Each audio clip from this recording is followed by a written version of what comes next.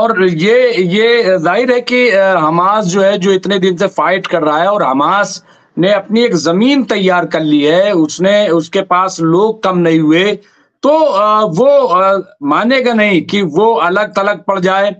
और इसके पीछे जाहिर है कि जो ताकतें लड़ रही हैं, वो जो बार बार ये कह रही हैं कि हम हमास के साथ हैं, हम गाजा के साथ हैं, फिलिस्तीन के साथ हैं, जाहिर है। तो ये इतना आसान नहीं। और मुझे लग रहा है, कैप्टन साहब, आपको क्या लग रहा है, अगर माजी को, थोड़ा पास्ट को देखें, तो क्या अल्टीमेटली इन्हें जो है हमास को कबूल करना पड़ेगा वहां पे? और इनके जो प्लान जो जो जो सामने आ रहे थे, अभी एक खबर आ रही, बड़ी दिलचस्प खबर है कि डोनाल्ड ट्रंप जो है वो अब पूरी दुनिया में ढूंढ रहे हैं कि कहाँ खनिज पदार्थ है। तो वो बिल्कुल एक ताजिर की तरह, तो इस पे इनकी नजर रही होगी, लेकिन अब लग रहा है कि वो ठंडे बस्ते में डाल दिया है कि हम इस पे कब्जा करेंगे, ये करेंगे।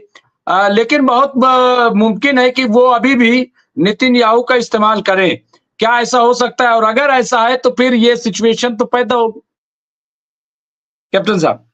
हाँ, हो ये रहा है कि अ, यूरोपियन पावर्स को भी ये अंदेशा है कि हमास अगर पावर में रहेगा, तो फिर जंगबंदी तो हो जाएगी, और हमास अगर पावर में रहेगा, तो फिर जब गज़ा को दोबारा बनाया जाएगा, तो यूरोपियन यूनियंस को भी ऐसा लग रहा है, इज़राइल को तो लग ही रहा है कि हमास अगर पावर में रहेगा, तो वो अपना जो हथियार से लड़कर गज़ा को फ़िलिस्तीन को आज़ाद कराओ, वो रास्ता नहीं छोड़ेगा। तो शायद डोनाल्ड ट्रंप भी चाहते हैं और यूरोपियन यूनियन भी चाहते हैं कि जो सरकार बने उसमें पैलेस्टीनियन अथॉरिटी के जो पीसफुल लोग हैं, यानी जो हथियार के बल पर ऑटोनॉमी के लिए नहीं लड़ रहे हैं, उनको जगह मिले। पैलेस्टीन अथॉरिटी में मोहम्मद अब्बास हैं, उनके कुछ साथी हैं, और जैसा कि हम इजिप्शियन जो मिस्र का पीस प्लान है, उसमें पैलेस्टीनियन अथॉरिटी हो में से मोहम्मद अब्बास उनके साथी होंगे, और अरब देश के भी नुमाइंदे होंगे, यानी जाहिर बात है मिस्र से एक, सऊदी से एक, जॉर्डन से एक, और बाकी जो फंडिंग करने वाले देश हैं, समझिए कतार, यूएई, कुवैत, जो लोग फंडिंग करेंगे, उनके भी एक-एक नुमाइंदे होंगे नई सरकार में। तो ये जरा मामला जो है 3 चरणों में ही होगा। पहली चीज़ तो है कि हमास को समझाना कि हमास जो है नई सरकार जब बनेगी, उसमें अपने को एज़ ए सिविलियन गवर्नमेंट सामने लाने की कोशिश करे। हमास जो है अपने हथियारों को अगर सामने लाएगा, तो फिर शायद मतलब अगर नई सरकार में हमास अगर बतौर मिलिट्री पावर सरकार में आना चाहेगा, तो शायद मिस्र को भी वो पसंद नहीं होगा। कतार एंड सऊदी भी चाहते हैं कि जो भी क्योंकि पैसा सारा वहीं से आएगा, ये हमें नहीं भूलना चाहिए। देखिए, जब जिस दिन नया गज़ा बनना शुरू होगा, तो पैसा सारा कतार से आएगा, पैसा सारा सऊदी से आएगा, कुवैत से आएगा, तो इनकी बात सुननी पड़ेगी। तो वो सब चाहते हैं कि ऐसी सरकार बने जिसमें हथियारों की नुमाइश ना हो, जिसमें सिविलियन लोग हों, चाहे वो आर्किटेक्ट हों, डॉक्टर्स हों, प्रोफेसर्स हों, आर्किटेक्ट हों, फाइनेंशियल प्लानर्स हों, प्लानर्स हों, और तो अगर ऐसी सरकार बनती है, तो ज़ाहिर बात है अमेरिका को भी पसंद आएगी। इज़राइल तो इसीलिए जोर मार रहा है। नेतन्याहू और इज़राइल की जो लिकुड पार्टी है और दूसरे जो राइट विंगर्स हैं, उन्होंने बार-बार ये कहा है कि अगली सरकार जो हमास गज़ा में बनेगी, जो कि शायद मार्च के आखिर तक या अप्रैल के पहले हफ्ते तक बन जाएगी। उस सरकार में हथियार वाला कोई बंदा ना हो, जो कि हथियारों के दबदबे पे बातचीत करने सामने आए। जी, डॉक्टर रिजवी? बिल्कुल, ये जो आपने अपडेट दिए कैप्टन साहब, मैं समझता हूँ कि बड़ा बिल्कुल एक सटीक, जिसको कहे तज्जिया हम कह सकते हैं। लेकिन एक बड़ी खबर आ रही है यहाँ पे, बड़ी खबर के तौर पे यहाँ जयदीप सिंह बुंदेला साहब ने अपडेट किया है कि इजरायली आर्मी के जो विश्लेषक हैं आमोस सरेल, उन्होंने कहा है कि युद्ध में इजरायली आर्मी को 2 ब्रिगेड के बराबर नुकसान हुआ है। और फिर उन्होंने कहा है कि एक ब्रिगेड में जो इजराइल की एक ब्रिगेड में तकरीबन 5000 जो सैनिक होते हैं। तो ये अपने आप में एक बड़ी खबर के तौर पे यहाँ पे बुंदेला सिंह जो है राजपूत बुंदेला जयदीप सिंह बुंदेला साहब ने ये अपडेट दी है। कैप्टन साहब जो बार बार इजराइल से जिस तरह की खबरें आई हैं, मैं समझता हूं कि इससे पहले ऐसी खबरें हम लोगों ने नहीं सुनी थी कि वहां पे कभी कार से, कभी बस से, कभी ट्रक से, कभी कोई चाकू मार दे रहा है और उसको इतना बढ़ा चढ़ा करके कि साहब पूरी फोर्स जो है ये टेरर अटैक है, आतंकी अटैक है। मतलब ये अच्छा, फिर हमने ये भी सुना है कि कोई दाखिल होना चाह रहा था जिसका आपने जिक्र किया है, तो वो इंडियन भी बताया जा रहा है, केरला का कहीं का वो शख्स है। ये भी खबर आ रही। लेकिन मैं चलिए बॉर्डर की बात है, ये जो अंदर जिस तरह के हालात है और उसको एक टेरर अटैक, मैं आपको वो हेडिंग पढ़ के सुना देता हूं, ये क्यों इस तरह चलाया जा रहा है ये देखिए। और मुझे कि इजराइल के हाइफा शहर में हमले से 1 की मौत, 4 लोग घायल, पुलिस ने कहा टेरर अटैक, वहां की जो पुलिस है।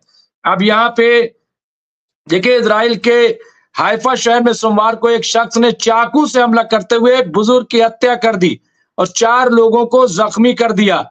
सोमवार सुबह हाइफा के लेव हामी फ्रेड्स मॉल में हमलावर ने अचानक कई लोगों को चाकू घोंप दिया। घटना के बाद हमलावर को भी मौके पर ही मार दिया गया। ये कैप्टन साहब, इसको जरूर आप नोट कीजिएगा कि हमलावर को मौके पर ही मार दिया गया। हमले में घायल हुए 4 में से 3 लोगों की हालत गंभीर बनी हुई, यानी 4 लोग की जान जा सकती। इसका मतलब ये हुआ इजराइल की आपातकालीन सेवा ने 60 साल के एक व्यक्ति की मौत की पुष्टि की है। घायलों को अस्पताल में इलाज के लिए ले जाया गया। अब यहाँ पे जो पुलिस का बयान आया, पुलिस का कहना है कि चाकूबाजी की इस घटना को वो आतंकवादी घटना मान रहे हैं। एक सुरक्षा गार्ड ने नागरिक की मदद से हमलावर को मारा है। पुलिस ने कहा कि हमलावर इजराइल का ही नागरिक था। वो कुछ समय विदेश में रहने के बाद हाल ही में इजराइल लौटा था। ये हमला ऐसे समय में हुआ है जब गाजा में संघर्ष चलते। ये तमाम चीजें कैप्टन साहब, लेकिन फिर वही हमलावर इजराइल का है। भाई हो सकता है जहनी तवाजुन उसका बिगड़ गया हो, वो परेशान हो, भाई ये हो क्या रहा है, उसके लोग वहां पे फंसे हो, कोई सुन नहीं रहा है, तो ये इस वजह से भी उसको पकड़ते क्यों नहीं? मॉल में तो कम से कम घेराबंदी करके चाकू था, ये भी नहीं कि बॉम्बर था कुछ था। यानी चाकू वाले को भी ये नहीं पकड़ रहे, गोली मार दे रहे हैं, उसको जिंदा नहीं पकड़ रहे। भाई तुम हो कौन, क्या चाहते हो, कहां से हो, क्या है? क्या ये इसलिए मार दे रहे हैं कि कहीं इनकी पोल पट्टी न खुल जाए, या जो हालात इजराइल के हो रहे हैं वो ना दुनिया के सामने आ जाए? कैप्टन साहब, क्या क्या इसके पीछे है क्या? जी हाँ, डॉक्टर रिजवी, इज़राइल में, यानी हम गज़ा को छोड़ दें और वेस्ट बैंक को छोड़ दें, तो जो इज़राइल है, वहाँ पर करीबन 20 लाख या 21 लाख अरब लोग रहते हैं, जो कि इज़राइल के ही नागरिक हैं। ज़ाहिर बात है कि इनमें से ज़्यादातर, क्योंकि वो इज़राइल के नागरिक हैं, तो वह खुलकर हमास के सपोर्ट में नहीं जाएँगे। लेकिन देखिए, 100 में से अगर एक-एक भी हम ले लें, तो 21 लाख लोग अगर अरब के वहाँ पर हैं, तो ज़ाहिर बात है कि कई दर्जन फ़िलिस्तीन के लोग, अरब लोग जो हैं, जो कि इज़राइल में रहते हैं, वो नाराज़ हैं नेतन्याहू की सरकार से। और ए इतनी बड़ी तादाद में 21 लाख अरब रह रहे हैं इज़राइल में, तो ज़ाहिर बात है कि उसमें से 21 लोग तो डेफ़िनेटली ऐसे होंगे ही जो कि ज्यूज़ से भी नाराज़ हैं। तो ऐसे लोग बीच-बीच में ऐसे हमले कर रहे हैं। लेकिन देखिए, इस तरह के जो हमले होते हैं, उससे पीस टॉक पर कोई ख़ास इफ़ेक्ट पड़ता है, लेकिन कोई ख़ास इफ़ेक्ट नहीं पड़ता। मतलब इस तरह के हमले करके एक जज़्बाती हमले होते हैं। तो जब इंटरनेशनल डिप्लोमेसी की बात हो रही है, या बातचीत कतार में हो रही है, या कायरो में हो रही है, तो इस तरह के जो हमले हैं उनका कोई खास इफेक्ट नहीं होता। हाँ, इज़राइल पुलिस जो है, क्या सारे पुलिस को 2 तरह की ट्रेनिंग ट्रेनिंग दी जाती है। शूट टू रिस्ट्रेन, यानी उसको इस तरह से फायर किया जाए हथियार, पुलिस को ट्रेनिंग मिलती है कि जो हमलावर है वो घायल होके गिर जाए। दूसरी तरह की ट्रेनिंग जो पुलिस को दी जाती है वो होती है शूट टू किल, यानी इस तरह से पुलिस फायर करे कि वो बंदा जो हमलावर है वहीं पे ढेर हो जाए, मर जाए। तो इज़राइल की पुलिस शायद सरकारी ब्रीफ की वजह से शूट टू रिस्ट्रेन, यानी इस तरह से शूट करो कि वो घायल हो जाए। जैसे कि इंडिया की पुलिस करती है। हम देखते हैं कि यूपी पुलिस अब मास्टर बन चुकी है, घुटनों के नीचे ही गोली मारती है। तो इज़राइल की पुलिस को मेरे ख्याल से सरकार से शह मिली हुई है कि इस तरह से गोली चलाओ कि अगला बंदा, यानी जिस पर भी शक है वो तो इसकी वजह क्या है मारा कैप्टन साहब? पकड़ के कम से कम जो लोग वहां तक पहुंचा जा सकता है, वजह मालूम की जा सकती है। तो क्या क्या वजह क्या है? क्या डर है इनको? मतलब क्यों ऊपर से ही सही, क्यों ये ऑर्डर है कि मार दो ऐसे लोगों को? हाँ, डॉक्टर रिज़वी, क्या होता है कि ये जब भी लॉ एंड ऑर्डर प्रॉब्लम होती है तो पुलिस की एक साइकोलॉजी होती है। पुलिस की साइकोलॉजी ये है कि अगर कोई क्रिमिनल है तो उसको पकड़ो। ब्रीफिंग जो सब डेमोक्रेसीज़ में होती है कि अगर कोई गलत काम कर रहा है तो पुलिस का काम है उसको पकड़ो। पकड़ने के बाद उसको जुडिशियल कस्टडी कस्टडी में डाल दो, यानी एक जज साहब के सामने ले जाओ। सारी डेमोक्रेसीज़ में होता है कि जो भी मुल्ज़िम है, उसको पुलिस का काम है पकड़ना और एक जज के सामने ले जाना। फिर जज साहब डिसाइड करते हैं कि उसको और कुछ समय के लिए जुडिशियल कस्टडी में रखना है या पुलिस कस्टडी में डालना है। लेकिन कई देशों में जो पॉलिटिकल लीडरशिप होती है ऊपर से, उनको लगता है ऐसे करने से सिचुएशन काबू में नहीं आ रहा, लोग कंट्रोल में नहीं आ रहे। ये हमने हिंदुस्तान में भी कई जगह पे देखा। तो आपने देखा होगा कुछ जगह में हिंदुस्तान में अब पुलिस जो है वो क्रिमिनल को पकड़कर जज के सामने नहीं ले जाती। सबसे पहले पुलिस उसके घुटने में गोली मार देती है, पैर में गोली मार देती है।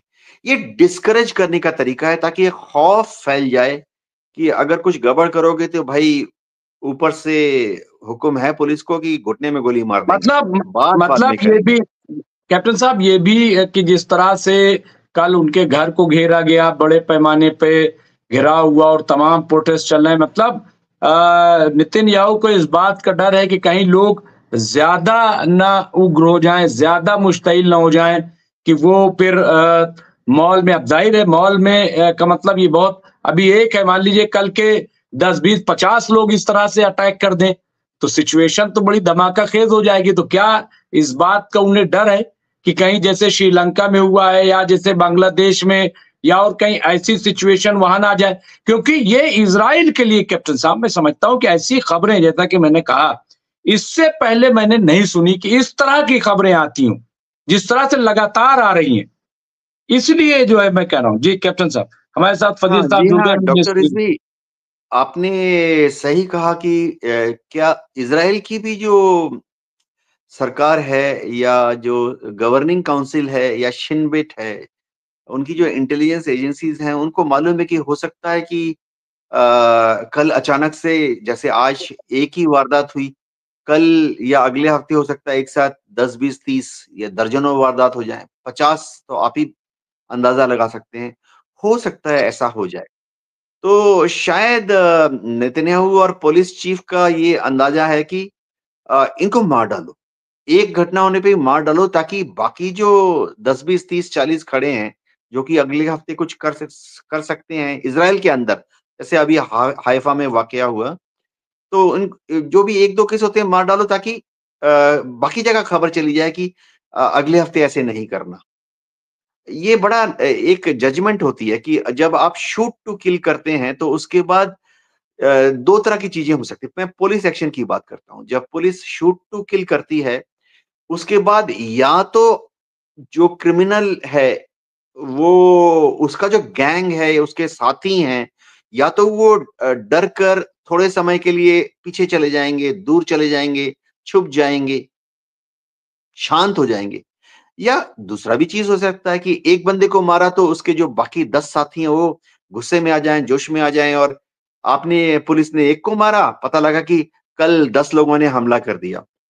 ये पुलिस के जो ऑफिसर्स होते हैं, खास तौर से पुलिस की जो वो दस्ते होते हैं, जैसे इंडिया में हम स्पेशल एसआईपी बनाते हैं, स्पेशल इन्वेस्टिगेशन ग्रुप वगैरह बनाते हैं। वो जो ये एक जजमेंट की बात है, जो पुलिस के सीनियर इंस्पेक्टर्स होते हैं, एएसपी, डीएसपी के लेवल पे लोग होते हैं, खास तौर से जो डायरेक्ट रिक्रूटमेंट वाले होते हैं। मैं आईएएस, आईपीएस पुलिस की बात नहीं कर रहा। हर स्टेट में हिंदुस्तान में भी आप देखेंगे कि डायरेक्ट रिक्रूटमेंट पुलिस में होती है बतौर एएसपी, डीएसपी। ये लोग 4 साल, 8 साल, 12 साल की नौकरी में पक जाते हैं, और इनको यकीन नहीं, ये लोग नहीं यकीन करते कि यार अरेस्ट कर लो।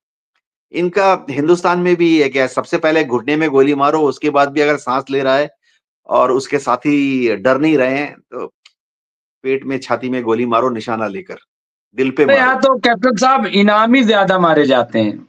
वो इनाम उनाम रख दीजिए तो हाँ, अपना हाँ, पैसा वैसा लेने के चक्कर में ये वो उसको ढेर कर देते हैं उससे। तो हमारे यहाँ थोड़ा से लेकिन ये बिल्कुल सही आप कह रहे हैं कि वहाँ का, लेकिन देखिए बगैर गवर्नमेंट के, बगैर ऊपर से, जैसा कि आपने कहा कि वो एक होता है और एक खौफ है, इसमें दो राय नहीं है। वो चीज जो है वो सामने निकल के आ रही, क्योंकि इसको टेरर बिल्कुल से बताना और ये इस तरीके से मीडिया में चलाना, इसका मतलब ये है कि कहीं ना कहीं खौफ और दहशत में तो इजराइल है। इसमें दो राय नहीं है। हमारे साथ जुड़ गए हैं हमारे सीनियर पॉलिटिकल एनालिस्ट हैं फदील अहमद साहब। मैं उनका इस्तकबाल करता हूँ, खैर मकदम करता हूँ। आज फदील अहमद साहब ने 2 बार अहमद लिख दी है, एक रमजान वाला, एक ईद वाला। तो वो दो दो जो है, तो बहुत बहुत इस्तकबाल है। उन्होंने शायद पॉलिटिकल वो नहीं लिखा, रह गया। लेकिन लेट हो गया हमारे था तो मैंने उस पर ध्यान ही नहीं दिया, मैं सीधे जुड़ गया। हाँ, नहीं नहीं अब समझ लेट गया मैं। लेट हो रहा था ना, नहीं तो नहीं मैं सोचा कि अब नहीं नहीं छोड़ो क्या लिखा है, उस पर आगे बढ़ जाओ।